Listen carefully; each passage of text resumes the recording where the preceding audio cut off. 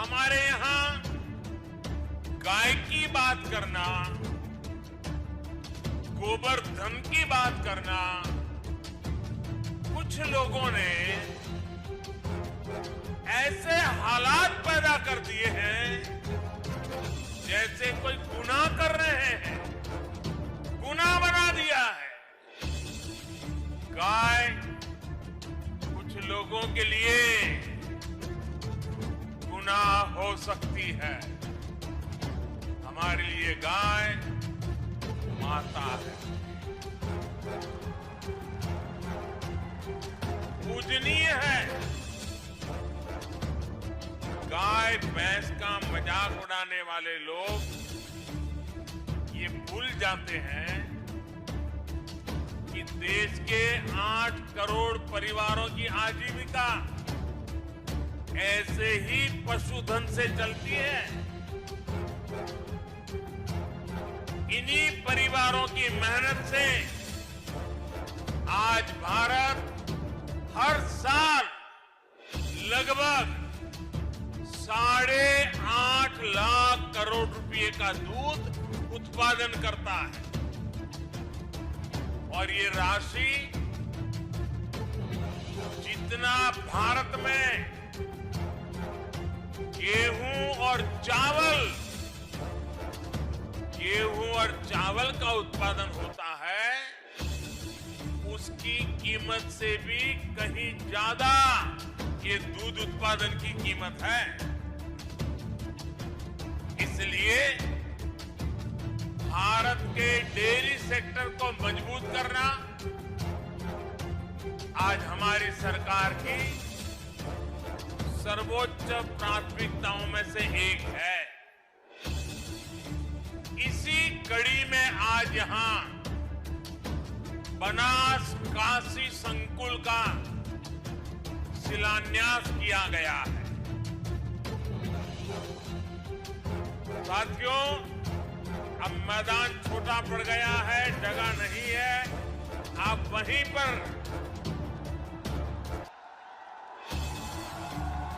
अपने आप को संभाल लीजिए।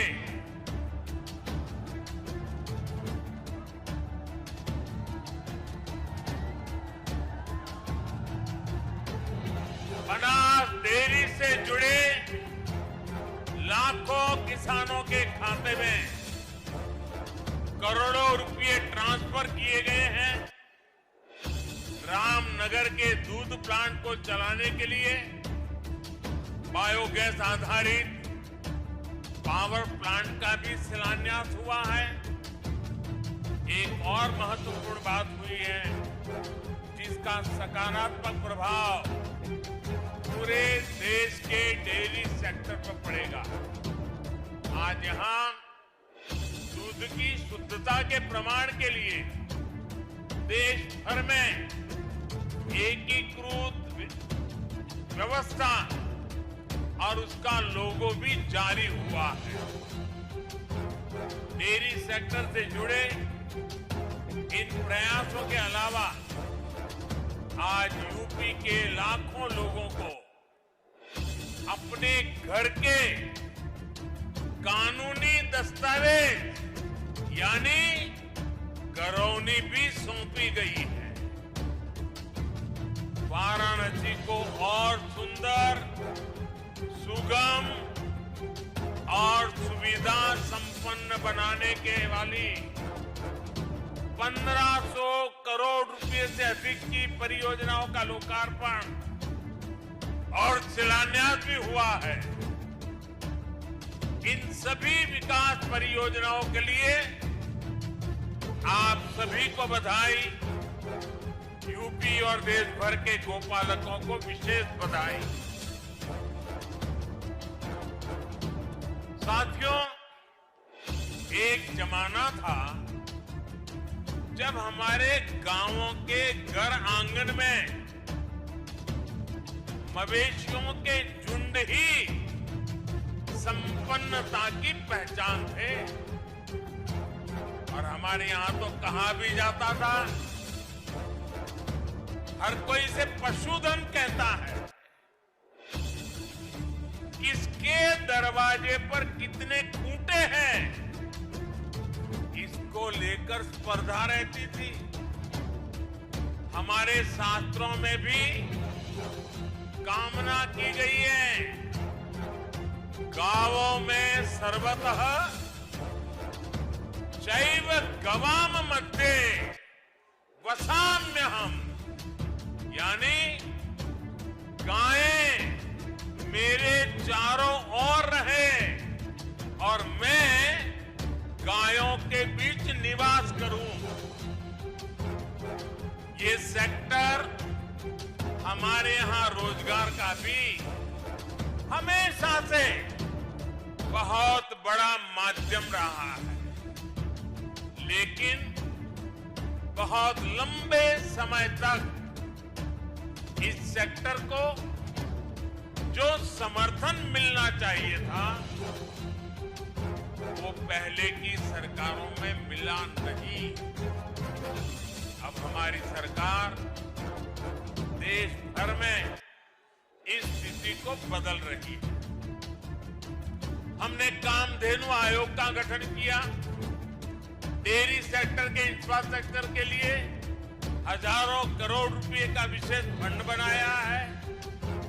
हमने एक बहुत बड़ा अभियान चलाकर लाखों पशुपालकों को किसान क्रेडिट कार्ड की सुविधा से भी जोड़ा है। किसानों को अच्छी गुणवत्ता का चारा, बीज मिले, इसके लिए भी लगातार काम चल रहा है। पशुओं का घर पर ही इलाज हो, घर पर ही कृत्रिम गर्भाधान की व्यवस्था हो, इसके लिए भी देशव्यापी अभियान चलाया गया है। हमने पशुओं में फूट एंड माउथ डिसीज, खुरपका मुंहपका के नियंत्रण के लिए भी राष्ट्रव्यापी टीकाकरण मिशन चलाया है।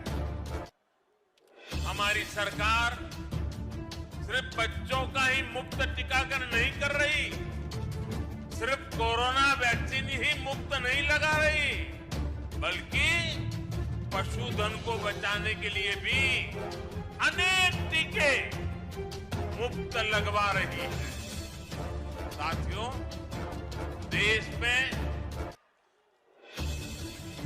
इन्हीं प्रयासों का परिणाम है कि 6-7 वर्ष पहले की तुलना में देश में दूध उत्पादन लगभग 45% बढ़ा है, यानी करीब करीब 1.5 गुना हुआ है। आज भारत दुनिया का लगभग 22% दूध उत्पादन करता है, करीब करीब 1/4। मुझे खुशी है कि यूपी आज देश का सबसे अधिक दूध उत्पादक राज्य तो है ही, डेयरी सेक्टर के विस्तार में भी बहुत आगे है। भाइयों और बहनों, मेरा अटूट विश्वास है कि देश का डेयरी सेक्टर, पशुपालन, श्वेत क्रांति में नई ऊर्जा किसानों की स्थिति को बदलने में बहुत बड़ी भूमिका निभा सकती है। इस विश्वास के कई कारण भी हैं।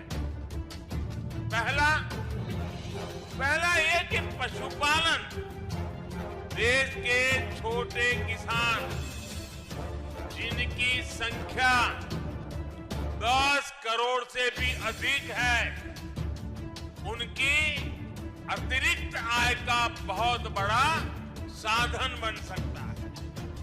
दूसरा ये कि भारत के डेयरी प्रोडक्ट के पास विदेशों का बहुत बड़ा बाजार है, जिसमें आगे बढ़ने की बहुत सारी संभावनाएं हमारे पास हैं।